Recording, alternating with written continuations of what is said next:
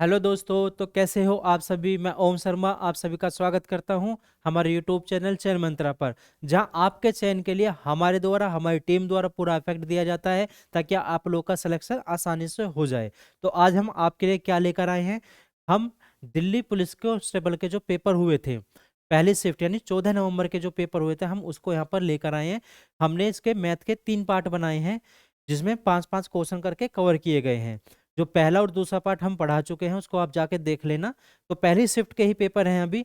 आज फिर 5 क्वेश्चन लेकर आए हैं, तो यहाँ पर अपने स्टेज में आप लोगों को बताएंगे। मैं आशा करता हूँ आप सभी की पढ़ाई अच्छे से चल रही होंगी, आप सभी स्वस्थ होंगे। तो हम वापस अपने सीरीज पे चलते हैं बिना कोई टाइम गवाए। तो हमारी सीरीज में जो सबसे पहला क्वेश्चन दिया गया है दिल्ली पुलिस में, जो पूछा हुआ था क्वेश्चन, आपके स्क्रीन पर क्या पूछा जा रहा है। यदि x बराबर 3 हो, y बराबर 4 हो, तो x प्लस वाई बटे 4, 2x प्लस 1/3, तो 3x प्लस 5/4 और 5x प्लस 3/5 इसमें पूछा गया। तो क्या पूछा, सबसे बड़ा भिन्न कौन सा है। तो सबसे पहले हम इसको लिख लेते हैं। क्या है, x+1, x+y/4 दिया गया है, ठीक है। फिर क्या बोला, 2x+1/3 दिया गया है, ठीक है। उसके बाद 3x+5y दिया गया है बटे 4, ठीक है। फिर क्या दिया गया, 5x+3y/5 ये दिया गया है। और x बराबर कितना दिया गया है, x बराबर 3 और y बराबर कितना दिया गया, 4 दिया गया है। तो देखो, चाहो तो इसमें पेन उठाने की भी जरूरत नहीं है, आप इसको डायरेक्ट कर सकते हो, लेकिन हम यहाँ पे लिखकर पूरी तरह से बताएंगे एक एक चीज। भाई x का मान 3 दिया गया, y का मान 4 दिया गया, 3 और 4 कितना हो गया, 7/4, ठीक है। 3 दूनी 6 और एक कितना हो गया, 7/3। एक्स का मान 3, वाई का मान 4, तो 3 3 या 9, 9 तो ये हो गए, और 5 चौक 20, 20 ये हो गए। तो 9 और 20 कितने हो गए, 29/4, ठीक है। अब यहाँ पे आ जाऊं, 5 15, एक्स का मान 3 दिया गया है और वाई का मान 4, 3 चौक, वाई का मान कितना दिया गया है, 4, 4 तिया 12, तो कितना हो जाएंगे, दोनों को जोड़ेंगे 27/5। यहाँ तो कोई दिक्कत वाली बात नहीं, जैसे क्वेश्चन ने लिखा हमने वैसे सिंपल करके लिख दिया। अब देखो इसमें ये होता है, जो बड़ी संख्या होती है ना ऊपर वाली, तो वो है उसका बड़ा मान माना जाता है मोस्टली, लेकिन बेस समान होना चाहिए वहां पर। यहाँ पे बेस समान नहीं है, तो हम डाइट कर लेते हैं। 4 का हम इसमें भाग देंगे, 4 एकम 4 जाएगा, तो यहाँ पे 1 पॉइंट समथिंग आएगा, छोड़ दो, पूरा भाग मत देना। 3 दूनी 6, 2 पॉइंट समथिंग आएगा, छोड़ दो। यहाँ पे कितना आएगा, 4 7 चौक 28 यानी 7 पॉइंट समथिंग आएगा, छोड़ दो। यहाँ पे कितनी बार जाए, 5 छंग यानी 6 पॉइंट समथिंग आएगा, छोड़ दो। अब देखो इनमें सबसे बड़ी संख्या कौन सी है, सबसे बड़ी तो 7 है। 7 कौन से, ये वाली मतलब ये वाली, तो इसका राइट आंसर क्या हो गया, 3x+5y बटे कितना हो गया, 4। 3x+5y बटे 4 यानी सी इसका करेक्ट आंसर हो जाएगा। बस है ना, पूरा पॉइंट में जाने की जरूरत नहीं है, सिंपल है यहाँ पर, आ गया आपके सामने, ठीक है। कभी आप इसको भाग देने लगो, पॉइंट में भी आगे निकालो, उसकी कोई जरूरत नहीं है। आगे देखो, क्वेश्चन अच्छा है। इसमें क्या बोला है, 1500 मीटर की दौड़ में एक्स वाई को 100 मीटर से हरा देता है, ठीक है, कोई दिक्कत नहीं है। और एक्स वाई को 240 मीटर से हराता है, ठीक है, कोई दिक्कत नहीं है। उसी दौड़ में वाई ने जेड को कितनी दूरी से हराया, वाई ने जेड को। देखो जैसे क्वेश्चन ने बोला है वैसे करते चलते हैं। एक तरफ एक्स है और एक तरफ वाई है और एक तरफ क्या है, जेड है, ये तो दिए गए हैं, ठीक है। अब क्या बोल रहा है वो, कि एक्स ने वाई को 100 मीटर की दौड़ से हराया, मतलब क्या है, जब इसने एक्स ने 1500 मीटर पूरा किया, तो ये उस समय कहां पे था, ये 1400 मीटर की दूरी पे था, अभी तो 100 मीटर की दूरी से हारा, तभी तो 100 मीटर की दूरी से हारा। इसने पूरा कर लिया तो 100 मीटर पीछे था वाई, बस ये, यानी वाई कहां पे था, 1400 मीटर पे था। फिर क्या बोला, एक्स ने जेड को 240 मीटर से हराया। इसका मतलब क्या है, जब एक्स ने 1500 पूरा कर लिया था तो ये 240 मीटर पीछे था, तो 240 मीटर, 240 इसमें से घटा दो तो कितना आ जाएगा, 0, 6 आ गया, यानी 1260। इसका मतलब क्या हुआ, इसका मतलब यह हुआ जब जेड ने अपनी 1500 मीटर दूरी पूरी कर ली थी, तब ये एक्स ने 1500 मीटर दूरी तय कर ली थी, तब ये जेड कहां पे था, इसने कितनी दूरी तय की थी, 1260 मीटर दूरी तय की थी। अब क्या पूछा, उसी दौड़ में वाई ने जेड को कितनी दूरी से हराया, तो वाई ने जेड को कितनी दूरी से हराया ये पूछा है, तो इन दोनों का अंतर पूछा है, निकाल दो इन दोनों का अंतर। तो 1400 में से कितना, 1260 घटा दो, कितना आ जाएगा, 0। 4, यहाँ पे कितना बचा 3, 1, तो कितना आ गया 140 मीटर। तो इसका राइट आंसर क्या हो गया, बेस का करेक्ट हो जाएगा। कुछ नहीं था क्वेश्चन में, बहुत सिंपल क्वेश्चन था। ठीक है, आगे चलते हैं। अब देखो क्वेश्चन दिया गया है, क्या पूछा जा रहा है, व्यक्ति, कोई व्यक्ति होगा उसने x रुपए उधार लेता है, किसी व्यक्ति से x रुपए उधार लेता है, ठीक है।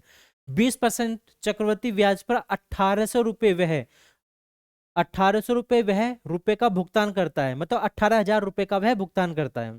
पहले वर्ष के अंत में 5,000 रुपए, दूसरे वर्ष के अंत में उसने कितना भुगतान किया, ये हमें बताना है।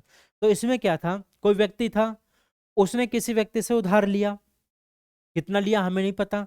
उसने स्टार्टिंग में क्या काम किया, कितने परसेंट, 20% की दर से। तो उसने पहले साल में 5,000 रुपए पे करे, दूसरे साल में कितने पे किए उसको हमें ये बताना है। ठीक है, अब देखो, पर्सन एक्स बोरोज 18,000 रुपए, मतलब 18,000 रुपए लेता है, इंग्लिश में सही दिया गया है, बोरोज 18,000 रुपए एट 20% कंपाउंड इंटरेस्ट, यानी वो क्या, तो 20% की चक्रवर्ती ब्याज दर पे 18,000 रुपए लेता है। उसने पहले साल में तो 5,000 रुपए दे दिए, दूसरे साल में कितने देगा ये हमसे पूछा है। तो उसके दो तरीके हैं, तो बेसिक कर लो, बेसिक से करोगे तो क्या आ जाएगा, कैसे निकालोगे, ए बराबर पी 1+r/100, यहाँ पे क्या आ जाएगा इसका टाइम, और माइनस क्या आएगा 5,000, ये तो आएगा पहले साल का आ जाएगा, फिर दूसरे साल का भी ऐसे निकालना पड़ेगा, अमाउंट आ जाएगा, फिर दूसरे साल का निकालना पड़ेगा। लेकिन मैं शॉर्ट तरीका बता देता हूँ। देखो 20% की दर पे दिया गया, तो इसका मतलब क्या होगा, 1/5, मतलब 5 रुपए लिए गए थे, 5 रुपए लिए थे उसने, उसमें से उसने 1 रुपया ब्याज दे दिया, तो उसने कितना दिया, 6/5 तो दिया होगा, यानी 6 रुपए तो ब्याज दिया होगा उसने, 6 रुपए तो दिया होगा। अब देखो भाई 18,000 रुपए लिए थे उसने, 18,000 रुपए का 6/5 निकाल दो, ये तो पहले साल का हो गया, लेकिन उसने पहले साल में कितने रुपए दिए, 5,000 रुपए दिए, 5,000 रुपए दिए, बात सही है। अब ये जो 5,000 रुपए दिए हैं, अब उस पे भी क्या है, क्योंकि 2 साल के लिए लिया गया है, तो क्योंकि दूसरा वर्ष है ना, 2 साल के लिए लिया गया है, तो उसका भी क्या निकालना पड़ेगा, 6/5 निकालना पड़ेगा हमको, क्योंकि चक्रवर्ती ब्याज पे भी ब्याज लगता है। ठीक है, ये चीज ध्यान रखना। अब देखो कर लो, हो गया हमारा क्वेश्चन भाई। कितनी बार जा रहा है, 5×15, कितना बचा 3, 5×30, कितना आ गया 3600, 3600 का मल्टीपल 6 में किया कितना आ जाएगा, 600, 600, 6×36, कितना 6×36 3 आ गया, 6×3 कितना होगा 18, 19, 20, 21, यानी 2100, 21,600 में से हमने 5,000 घटा दिया, 5,000 तो भी घटाना है, गुना 6/5, 5,000 इसमें से घटा दो, कितना आ गया 0, 0, ये कितना आ जाएगा 6 आ जाएगा। तो इसमें से 21 में से 5 गए, कितना आ जाएगा 16, और उसका भी क्या निकालना है, 6/5 निकाल दो। अब 5 से इसको डिवाइड कर लो, 5 से हमने काटा, कितना 5×3 15, 5×3 15, 5×2 10, इतना आ गया गुना 6, तो कितना आ गया 6×0 0। अब 6×2 12 को 2 का हासिल 1। अब देखो 20 किसके पीछे आ रहा है, तीनों के पीछे आ रहा है, आगे करना पड़ेगा। 6×2 12 को 2 का हासिल 1, 6×3 18, 1 19, 920 किसके पीछे आ रहा है, इसके पीछे, और किसके पीछे नहीं आ रहा, तो ये हमारा राइट आंसर हो जाएगा।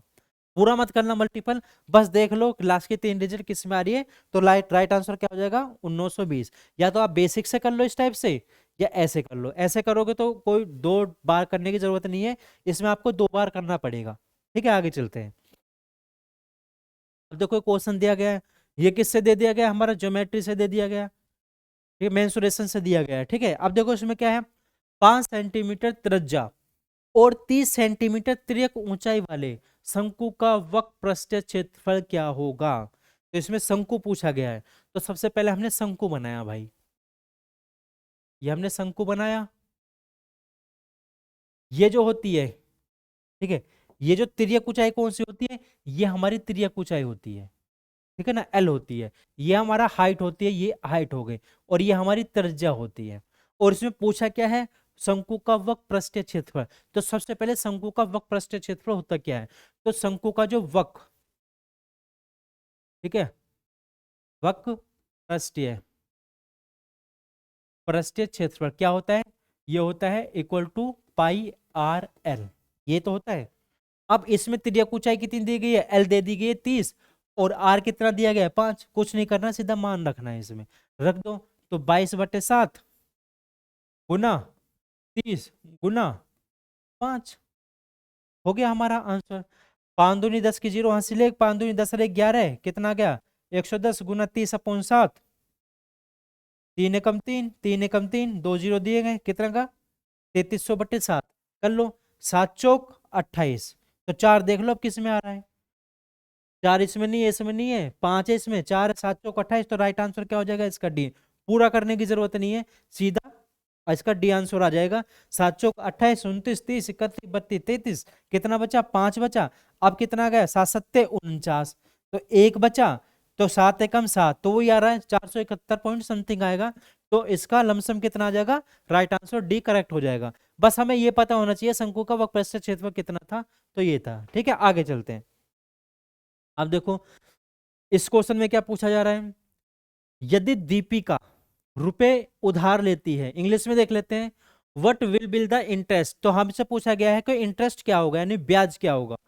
इफ दीपिका लेंड्स कितने 4500 रुपए to Abhishek O 15% per annum of simple interest. तो इसमें क्या पूछा गया है कि अभिषेक से 4500 रुपए उसने लिए 8% की दर से, ठीक है ना, 15% की दर से 8 साल के लिए, 15% की दर से 8 साल के लिए तो उसने पूछा है इसका इंटरेस्ट क्या होगा। कर लेते हैं, सिंपल इंटरेस्ट है वो भी। तो हमें पता है एस आई बराबर क्या होता है, ये तो होता है पी गुना आर टी बटे 100। ये तो होता है पी कितना दिया गया है 4500 गुना कितने साल के लिए 8 साल के लिए, 15% की दर से 15 गुना 8/100, 2 जीरो से 2 जीरो कट गए, कर लो। 15 अट्ठे कितने होते हैं भाई, 15 अट्ठे होते हैं 120, तो 120 ये आ गया। तो 12 जीरो की जीरो, 12 पंजे 60 की जीरो हासिल 6, 12 चौक 48, 48 से कितना हो गया 54, तो कितना इंटरेस्ट देना पड़ेगा उसको 5400 रुपये। तो राइट आंसर क्या हो गया हमारा ए, करेक्ट हो गया आंसर। कुछ नहीं था, दिल्ली पुलिस के बहुत सिंपल पेपर आया था, स्विफ्ट 1 का भी, स्विफ्ट सेकंड का नहीं पता, उसको भी देखेंगे कैसा पेपर था, वो भी लाएंगे आप लोग के सामने। चलते हैं आगे। तो हमारी क्लास यहीं तक थी, ये स्विफ्ट 1 का तीसरा पार्ट था। इसमें टोटल जितने क्वेश्चन थे स्विफ्ट 1 सब हमने कवर कर लिए हैं, पहला दूसरा तीसरा 3 पार्टों के अंदर। आप जाकर उसको यूट्यूब पर चेक कर सकते हो। ठीक है, लाइक करना मत भूलना, सब्सक्राइब मत भूलना। आपको क्लास कैसी लगी जरूर बताना। ये मेरे लिए आप लोगों ने मुझे देखा सुना उसके लिए बहुत बहुत आभार। मैं आप सभी से विदा लेता हूँ, थैंक यू।